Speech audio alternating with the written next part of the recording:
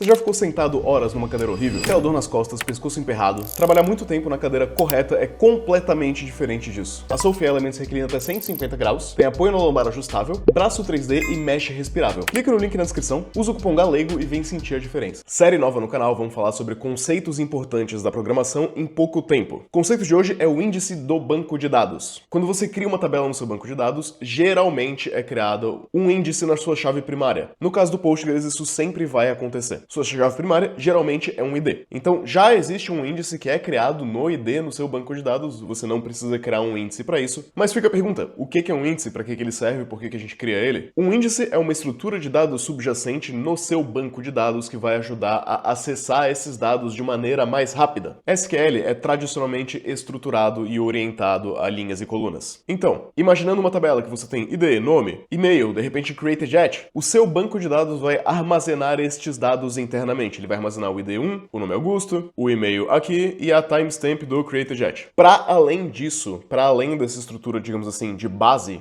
um índice vai criar uma estrutura adicional. Por quê? Vamos supor que você queira encontrar o ID300. Caso não existisse um índice, o banco de dados precisaria checar todas as linhas, linha por linha, uma atrás da outra, até encontrar o ID300. Se, por exemplo, você está buscando pelo nome Fernando e não existe um índice na tabela nome, o seu banco de dados precisa escanear a tabela inteira e olhar linha por linha até achar o nome Fernando. Como você pode estar imaginando, isso é custoso e lento. Então, a gente cria um índice. O índice faz com que essa busca seja muito mais rápida. Como que o índice é criado? Vamos explicar aqui. Existem diferentes estruturas de dados que o seu banco de dados pode criar para serem utilizadas como índice. Então, imagina aqui, ó. Esses dados aqui estão armazenados, tá? Eles estão aqui, tá salvo isso. Mas o índice padrão do Postgres é um índice de B-tree, é um dos índices mais comuns. Eu vou te mostrar aqui nesse exemplo o que é uma B-tree. Vamos adicionar alguns números de ID aqui. Imaginando um número de ID sequencial, ele acontece dessa maneira. Vamos inserir o ID1, inserir o ID2, inserir o 3, o 4, nota. Essas inserções estão alterando a estrutura da minha B-tree. O 5, aqui, tá bom. Aqui temos a nossa B-tree. Essa estrutura de dados adicional, deixa eu tirar um print aqui, vai ser armazenada em conjunto com os nossos dados. Então, a gente está tomando mais espaço. Como você viu ali na criação, essa B-tree ela vai se reordenando. Essa reordenação também tem um custo computacional. Então, o que a gente pode inferir daqui? Os índices vão tornar as suas tabelas no banco de dados necessariamente mais pesadas e as suas inserções, as criações de novos usuários, as criações de novos IDs, mais lentas. Porém, a busca vai ser muito mais rápida. Por quê? Antes, se eu quisesse buscar o ID7, né, eu teria que percorrer 1, 2, 3, 4, 5, 6, 7, até encontrar o 7. Agora, se eu quero buscar o ID7, eu vou vir aqui na minha B-tree, nessa estrutura de dados, e eu vou olhar, olha, o 7 é maior ou menor do que 4? É maior do que 4. Vou pra cá, vou pra direita, né? O 6 é maior ou menor... Perdão, 7 é maior ou menor do que 6? É maior do que 6. Então, vou pra cá. E encontrei o meu 7. Eu encontrei ele em 3 etapas, escaneando apenas 3 coisas, ao invés de ter que escanear 7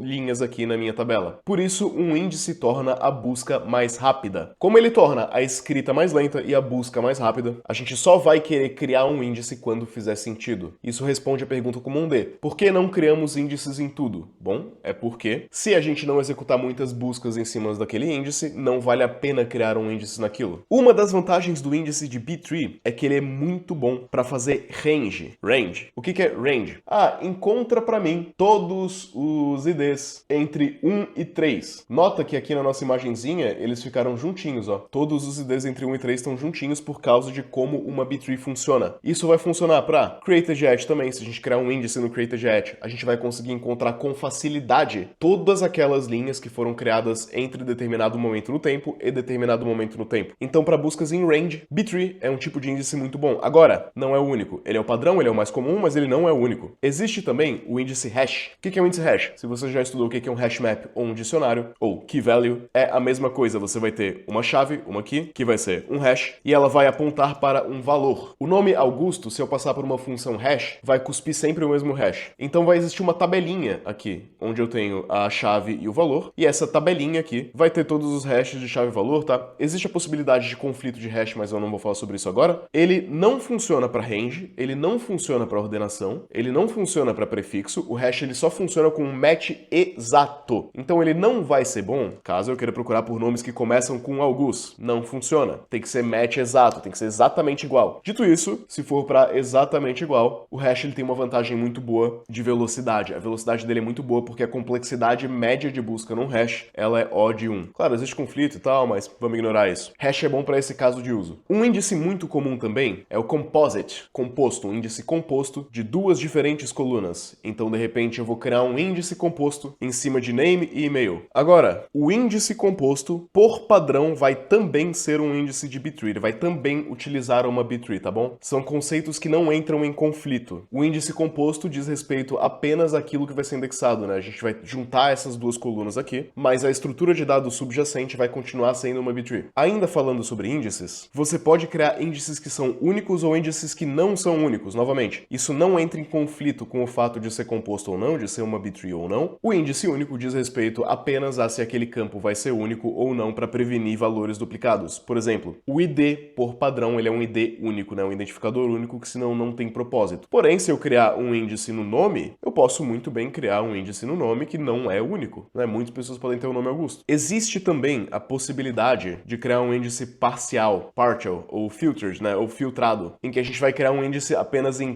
parte da tabela, onde vai existir uma condição cujos elementos que preenchem essa condição vão entrar no índice e os elementos que não preenchem não vão entrar nesse índice. É bom quando a gente quer acessar um subset de dados que é muito comumente acessado. Temos também, aqui entra um pouco mais complexo, Full Text Index. Isso aqui vai trazer um índice invertido para a gente poder fazer buscas dentro de um texto completo. Funciona muito bem em documentos. O armazenamento dele acaba sendo muito pesado, porque ele vai mapear tokens ou palavras individuais. Ele vai fazer um mapa de qual palavra aparece em qual texto. Então é um caso de uso bastante específico, mas se você tem esse caso de uso bastante específico, um Full Text Index é muito bom. Temos o Spatial Index, espacial. Espacial é para geolocalização, coordenadas. Funciona muito bem se você tem esse caso de uso, por exemplo. Quero encontrar restaurantes que estão a 2 km dessa posição geográfica. Se você não tem esse caso de uso, ele é perfeitamente inútil. Existem outros tipos também aqui, a gente poderia ficar citando muitos, né? E a loucura aqui, fala sobre Covering Index, Clustered Index, mas esse é um vídeo um pouco mais simples. A ideia aqui é trazer para você o que é um index, como ele funciona, como ele é armazenado de fato dentro do seu banco de dados e quais os trade-offs. Eu espero que você tenha entendido isso e eu espero que você utilize dessa informação para entender quando que vale a pena criar um índice e quando que não vale a pena criar um índice. Regra de ouro aqui, o índice que você vai criar, ele vai ser ditado pelo padrão de acesso, tá? Com que frequência você acessa esses dados e como que essas buscas são feitas. Por exemplo, numa rede social, eu frequentemente busco por usernames. Eu frequentemente busco por @Augusto, por exemplo. Como isso é uma busca muito frequente, é muito mais frequente a busca pelo username do que a inserção de um username novo, do que a inserção, a criação de um usuário novo. É muito interessante eu criar um índice em cima desse username aqui. Agora, depende, né? Eu quero que a minha feature seja boa em dar match parcial. Se eu quiser, bitree vai ser interessante. Se eu não quiser, se eu quiser apenas matches exato, hash pode ser uma opção legal. Então, índice é sempre criado baseado no padrão de acesso e da necessidade da sua aplicação.